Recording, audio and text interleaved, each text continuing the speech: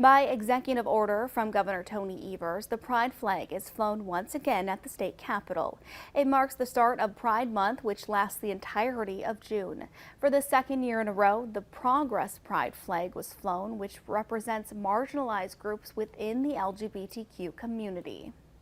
Raising the Pride flag today sends a message for all those who've only ever wanted to belong, who've had to find their own family, who've never known home.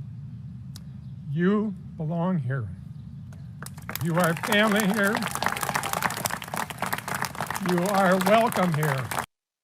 A version of the Pride flag has flown above the Capitol every year since the governor took office.